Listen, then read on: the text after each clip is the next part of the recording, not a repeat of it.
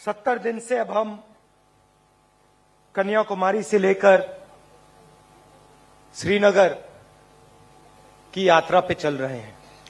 70 દિવસથી કન્યાકુમારી ભારતનો છેડો દક્ષિણનો ત્યાંથી કાશ્મીર તરફની यात्रा રાહુલજી આખા હજારો લોકો સાથે કરી રહ્યા છે। तकरीबन 2000 किलोमीटर हम चल लिए हैं और 1500 किलोमीटर और चलेंगे। 2000 કિલોમીટર રાહુલજી એક જનસેલાબની સાથે ચાલી ચૂક્યા છે અને બીજા 1500 કિલોમીટર હજુ આગળ કન્યાકુમારીથી એ કાશ્મીર સુધી ચાલવાના છે। और हमारे साथ लाखों लोग, लाखों किसान,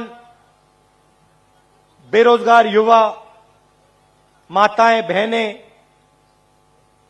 आदिवासी, दलित, पिछड़े, अल्पसंख्यक, सब लोग हमारे साथ इस यात्रा पे चल रहे हैं। લાખો લોકો જેમાં ખેડૂતો, મહિલાઓ, બેરોજગાર યુવાનો, દલિત, આદિવાસી, લઘુમતી, ગરીબ, પછાત સૌ વર્ગના લોકો જે પીડિત છે આ દેશમાં એ રાહુલજીની સાથે એ યાત્રામાં જોડાઈને ચાલી રહ્યા છે। मीडिया इतना दिखाती नहीं है, मगर अगर आप वहां आए, दिखाते नहीं है बिल्कुल। अगर आप वहां आए तो आपको एक नदी सी दिखाई देगी जिसमें लाखों लोग बह रहे हैं, चल रहे हैं। આ મીડિયાના મિત્રો દુઃખ સાથે કહેવું પડે કે આટલો મોટો એક પ્રવાહ નદીનો, સરિતાનો, દરિયા જેવો જતો હોય પણ એને બતાવતા નથી। એ બતાવે તો આખો દેશ અને દુનિયા જાણે। और नदी में कोई नफरत नहीं, कोई क्रोध नहीं, कोई हिंसा नहीं, सिर्फ भाईचारा। कोई नफरत नहीं, कोई क्रोध नहीं, कोई हिंसा नहीं, फक्त भाईचारो, दया, करुणा અને પ્રેમ। कोई पीछे रह जाता है, गिर जाता है, एकदम सब लोग उसकी मदद करते हैं, उठा लेते हैं। કોઈ પડી જાય, કઈ વાગ્યું કર્યું હોય તો તરત બધા જોડાઈને એને લઈ ઊંચકી અને મદદમાં તરત હાજર થઈ જાય છે। मोहब्बत की, प्यार की ये एक यात्रा है। આ પ્રેમ અને લાગણી, દયા, કરુણા, પ્રેમની યાત્રા છે। इसमें सब लोग आ जाते हैं। कोई ये नहीं पूछता भैया तुम्हारी जात क्या है, धर्म क्या है, भाषा कौन सी बोलते हो, आयु क्या है, बुजुर्ग हो, जवान हो, महिला हो, पुरुष हो, कोई नहीं पूछता। આમાં કોઈ કોઈનો ધર્મ, જાતિ, ભાષા, ઉંમર, પુરુષ, સ્ત્રી એને બદલે આખો માનવ સમુદાય એ બધો રાહુલજીની જોડે ચાલે છે। और सुबह हम शुरू करते हैं, 6 बजे शुरू करते हैं, रात को 7-8 बज जाते हैं, मगर थकान बिल्कुल नहीं होती। સવારના વહેલા 6 વાગ્યાથી શરૂ કરે અને સાંજના 7-7:30 વાગે પણ છતાં કોઈને એવો થાક લાગતો નથી। બધા એટલા જ પ્રેમ અને ઉત્સાહમાં હોય છે। पता नहीं आपने देखा या नहीं, मगर अभी यहां भी जब हमें गाड़ी में बैठाने की कोशिश की, मैं पैदल आ गया।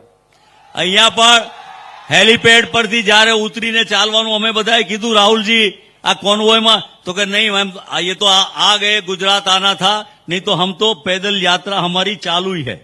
यात्रियों के पैर छिल गए, 2 हमारे यात्रियों की मृत्यु हो गई, शहीद हो गए, मगर यात्रा नहीं रुक रही। લોકોના પગમાં છાલા પડી ગયા અને 2 જણા બિચારા સ્વર્ગમાં ગયા, ધામમાં ગયા પણ છતાંય આ યાત્રા, ભારત જોડો યાત્રા સતત ચાલતી છે, ચાલુ રહી છે। और मैं आपको बता भी नहीं सकता मतलब कितनी मोहब्बत, कितना प्यार जनता हम सबको वहां दे रही है। અને તમને કહેતા એવું એટલું ગૌરવ આનંદ થાય કે એટલો બધો પ્રેમ, એટલી બધી લાગણી, એટલા બધા આશીર્વાદ વરસાવે છે પ્રજા કે જે આ શબ્દોમાં એનું વર્ણન કરી શકાય નહીં। मैं आज गुजरात आया और ये रास्ता महात्मा गांधी जी ने गुजरात से हिंदुस्तान को दिया था। અને આ જે ભારત જોડોની વાત, આ ગુજરાત, આ રાષ્ટ્રપિતા મહાત્મા ગાંધીનું એમણે આ દિશા આપી હતી અને એ દિશામાં રાહુલજી ભારત જોડો આ કાર્યક્રમ કરી રહ્યા છે ગાંધીજીની. हिंदुस्तान को जोड़ने का काम महात्मा गांधी जी जो गुजरात के थे, एक गुजराती थे, उन्होंने किया था. આજે હિન્દુસ્તાનના ભારત જોડોનું કામ એક ગુજરાતી હતા રાષ્ટ્રપિતા મહાત્મા ગાંધી, અને એમણે બતાવ્યું હતું અને એના દ્વારા ભારત જોડોનું કામ શરૂ થયું હતું. इस यात्रा में भी आपकी सोच है, अरे आपके आ- संस्कार है, आपका इतिहास है, आपकी हिस्ट्री है. અને આ એ ભારત જોડો યાત્રામાં આ ગુજરાતનો ઇતિહાસ છે, ગુજરાતની સ્ટોરી છે, ગુજરાતની લાગણી છે, ગુજરાતના સંસ્કાર છે અને આ ગુજરાતીઓ રાષ્ટ્રપિતાની દોરવણીથી ચાલતી ભારત જોડો યાત્રા છે. यात्रा में खुशी हो रही है मगर दुख भी है. યાત્રામાં આનંદ થાય છે કે આટલા લાખો લોકો જોડાઈ રહ્યા છે, ધર્મ, જાતિ, ભાષા બધું છોડીને, પણ જોડે જોડે થોડું દુઃખ પણ થાય છે. आप पूछोगे दुख किस बात का? તમને એમ થાય કે દુઃખ કયા કારણે થાય છે? भारत जुड़ रहा है, भारत- नफरत नहीं है, हिंसा नहीं है, भाईचारा है, तो दुख किस बात का? ભારત યાત્રામાં દુઃખ નથી, હિંસા નથી, નફરત નથી, તો પછી દુઃખ કઈ વાતનું? એ આ રાહુલજી કહેશે તમને.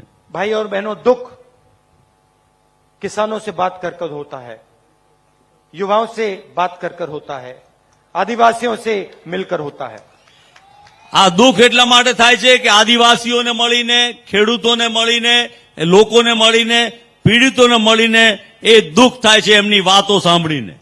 किसानों को सही दाम नहीं मिलता, કે ખેડૂતોને એના વ્યાજબી ભાવ નથી મળતા, बीमा का पैसा नहीं मिलता, વીમાના પૈસા નથી મળતા, कर्जा नहीं माफ होता, એમનું દેવું માફ કરવામાં નથી આવતું, युवा बेरोजगार हैं, યુવાનો બેરોજગાર છે उनके सपने टूटते जा रहे हैं.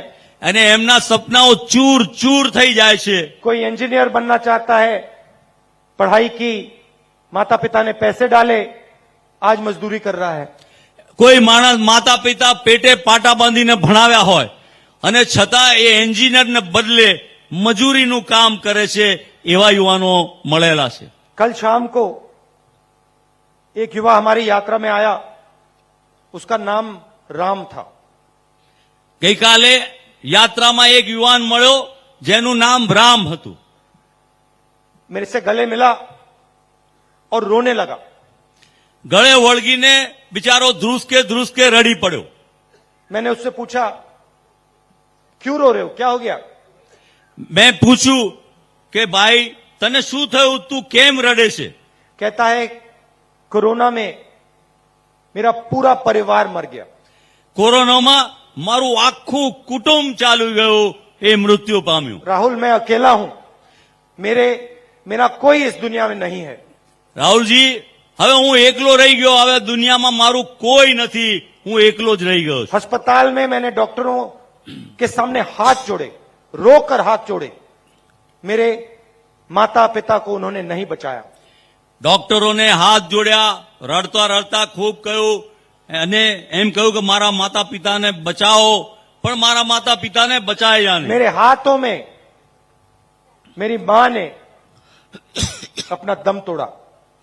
મારા હાથમાં મારા માતા મને યાદ આવે છે, મને દર્દ થઈ રહ્યું છે, દુઃખ થઈ રહ્યું છે. राहुल, मैं बेरोजगार हूं, હું બેરોજગાર છું, मुझे कोई रास्ता नहीं दिख रहा है. મને કોઈ રસ્તો નથી દેખાતો, હવે શું કરું? ये युवा अकेला नहीं है भाई और बहनों, ऐसे लाखों युवा हिंदुस्तान में हैं. અને આ એકલો નહીં, એવા લાખો યુવાનો આજે હિન્દુસ્તાનમાં છે. आदिवासियों से बात करो तो कहते हैं हमारी जमीन छीनी जा रही है.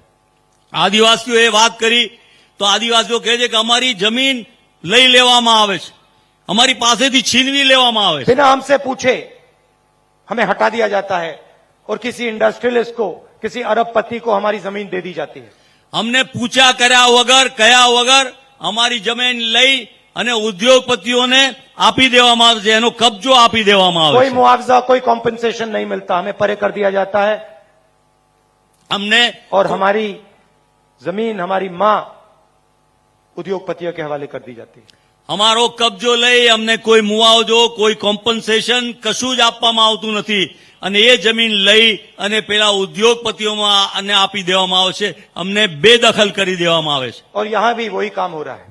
અને અહીંયા પણ એ જ પ્રકારની વૃત્તિ આ સરકારની ભારતીય इसलिए જનતા आपने अनंत के लिए ऐसी ताली बजाई, એટલા માટે જ આપે અનંતભાઈ માટે આટલી બધી તાળીઓ વગાડી क्योंकि ये आपकी जमीन के हक के लिए लड़ रहा है। અને એટલા માટે કે આપના અધિકાર માટે જમીન માટે આ આગેવાન લડી રહ્યા છે आपके भविष्य के लिए लड़ रहा है। આપના ભવિષ્ય માટે લડી રહ્યા છે इसने कहा कि हम लड़ेंगे, એમણે કહ્યું કે આપણે લડીશું इसको कहना चाहिए हम जीतेंगे। અને આપણે જવાબ આપવો જોઈએ કે હમ જીતેંગે આપણે જીતીશું આપણે લડીશું આપણે જીતીશું आदिवासियों के साथ मेरे परिवार का बहुत गहरा रिश्ता है। આદિવાસી સમાજ સાથે બહુ પુરાનો પારિવારિક દાદા પિતા માતા બધાનો બહુ જૂનો લાગણીનો સંબંધ છે मैं आपको एक कहानी बताना चाहता हूं। આપને એક સરસ વાત યાદ કરાવીને આપને કહેવા માંગુ છું मैं छोटा सा लड़का था, 6-7 साल का। दादी ने मुझे, इंदिरा जी ने मुझे एक किताब दी। હું નાનકડો હતો 6-7 વર્ષનો મારા દાદી ઇન્દિરામાં એમણે મને એક ચોપડી આપી એમ मुझे सबसे अच्छी लगती थी। અને મને સૌથી વધારે ગમતી હતી એ ચોપડી એ વાર્તા उसमें फोटो की किताब थी। हिंदी में आप हिंदी में बोलेंगे चलेगा चलेगा? आपकी हिंदी समझते हो ठीक है, तो नहीं करना चाहते? ठीक। तो उन्होंने मुझे एक किताब दी, इतनी बड़ी थी, फोटो की किताब थी। 6 साल का बच्चा था, मुझे आदिवासियों के बारे में इतना मालूम नहीं था। किताब का नाम था तेंदु एक आदिवासी बच्चा, और उसमें किताब एक आदिवासी बच्चे के बारे में थी और सारे के सारे चित्र, सारे के सारे फोटो जंगल के बारे में, उस बच्चे के बारे में, उसके जीने के तरीके के बारे में थे। और मैं दादी के साथ ये किताब पढ़ता था। दादी मुझे समझाती थी, फोटो दिखाती थी। एक दिन मैंने दादी से पूछा, दादी ये जो किताब है ये मुझे सबसे अच्छी लगती है, आपको इस किताब के बारे में क्या लगता है? तो दादी कहती हैं कि राहुल, ये जो किताब है ये हमारे आदिवासियों के बारे में किताब है। ये हिंदुस्तान के पहले और असली मालिक हैं।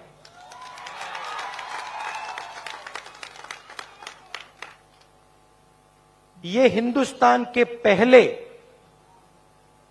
और असली मालिक हैं। और फिर उन्होंने कहा कि अगर तुम्हें हिंदुस्तान समझना है तो आप आदिवासियों को, उनके जीवन को और जो उनका रिश्ता जल, जंगल और जमीन के साथ होता है उसको समझ लो। और उन्होंने आदिवासी शब्द प्रयोग किया। आदिवासी मतलब जो सबसे पहले यहां पे रहते थे। ये मैंने आपसे बहुत गहरी बात बोली है। मैं आपसे कह रहा हूं कि इस देश के पहले मालिक आप हो। मतलब आपसे ये देश लिया गया है। अब एक दूसरी विचारधारा है। बीजेपी के लोग आपको आदिवासी नहीं कहते, क्या कहते हैं आपको? वनवासी। वनवासी। वो आपको यह नहीं कहते कि आप हिंदुस्तान के पहले मालिक हो, वो आपको कहते हैं आप जंगल में रहते हो।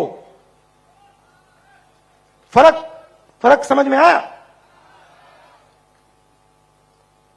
मतलब वो ये नहीं चाहते कि आप शहरों में रहो, कि आपके बच्चे इंजीनियर बने, डॉक्टर बने, हवाई जहाज उड़ाना सीखें, अंग्रेजी बोलें। वो ये नहीं चाहते। वो चाहते हैं कि आप जंगल में रहो। मगर वहां नहीं रुकते। उसके बाद वो आपसे जंगल छीनने का काम शुरू कर देते हैं। सही बात? तो आज से अगर इनका काम चलता गया, 5-10 साल बाद सारा का सारा जंगल इनके 2-3 उद्योगपतियों मित्रों के हाथ में होगा और आपको रहने की कोई जगह नहीं होगी, आपकी शिक्षा नहीं होगी, आपको स्वास्थ्य नहीं मिलेगा, आपको रोजगार नहीं मिलेगा। आदिवासी शब्द का मतलब यह देश आपका था और इस देश में आपको हक मिलने चाहिए, आपको रोजगार मिलना चाहिए, आपको स्वास्थ्य और शिक्षा, आपके बच्चों को स्वास्थ्य और शिक्षा मिलनी चाहिए। वनवासी का मतलब जो भी आपका है वो 2-3 उद्योगपतियों के हवाले कर दिया जाए, आपको कोई हक ना मिले, आपको शिक्षा स्वास्थ्य ना मिले, आपके बच्चों को रोजगार ना मिले। ये 2 अलग अलग दृष्टिकोण है। इन शब्दों का यह मतलब है। आप वनवासी नहीं हो, आप आदिवासी हो और यह देश आपका है, था और रहेगा। और इस देश में आपकी जमीन की रक्षा होगी, आपको शिक्षा मिलेगी, स्वास्थ्य मिलेगा और आपके बच्चों को, युवाओं को रोजगार मिलेगा। हम पैसा कानून लाए, पूरे देश में जमीन अधिकार बिल लाए, फॉरेस्ट राइट एक्ट लाए, आपकी रक्षा करने के लिए। जो आपका जल है, आपकी जमीन है, आपका जंगल है, वो आपको वापस देने के लिए क्रांतिकारी कानून थे। मगर बीजेपी की सरकार ने इन कानूनों को लागू नहीं किया, कहीं भी नहीं किया। जहां भी इनकी सरकार है, इन कानूनों को ये कमजोर करते हैं, लागू नहीं करते हैं। यह फर्क है हम में और उनमें। हमने आपको मनरेगा दिया, रोजगार दिया, स्कॉलरशिप्स दी, बच्चों को जमीन का अधिकार दिया। ये आपको नहीं देते, ये सिर्फ आपकी जमीन आपसे छीनते हैं। आपके सामने निर्णय है। एक तरफ कांग्रेस है, आदिवासी, दूसरी तरफ बीजेपी है, वनवासी। एक तरफ आपकी जमीन, आपके हक, शिक्षा, स्वास्थ्य, रोजगार, दूसरी तरफ दुख और आपके सारे के सारे सपने अधूरे।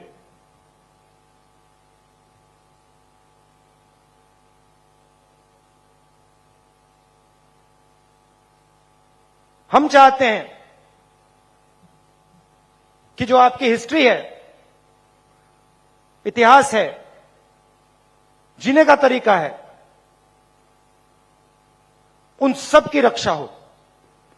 आजकल दुनिया में लोग एनवायरनमेंट की बात करते हैं, बड़े बड़े कॉन्फ्रेंस होते हैं, पूरी दुनिया के नेता मिलते हैं, एनवायरनमेंट की बात होती है। एनवायरनमेंट के बारे में हमारे आदिवासी भाइयों को इन सब नेताओं से ज्यादा मालूम है। जंगल के बारे में, जमीन के बारे में, जल के बारे में आप सबको सिखा सकते हो। और हमारा काम, सरकारों का काम, नेताओं का काम आपकी आवाज सुनने का काम है, जैसे हम भारत जोड़ो यात्रा में कर रहे हैं। हवाई जहाज में नहीं, हेलीकॉप्टर में नहीं, सड़कों पे चलकर, पैर पे छाले लगवाकर आपकी बात सुनने का हमारा काम है। आप सब यहां दूर दूर से आए, इतनी गर्मी में आए, मैं दिल से आपका धन्यवाद करना चाहता हूं। आप इतनी मोहब्बत देते हो, इतना प्यार देते हो, इसके लिए बहुत बहुत धन्यवाद। नमस्कार, जय हिंद।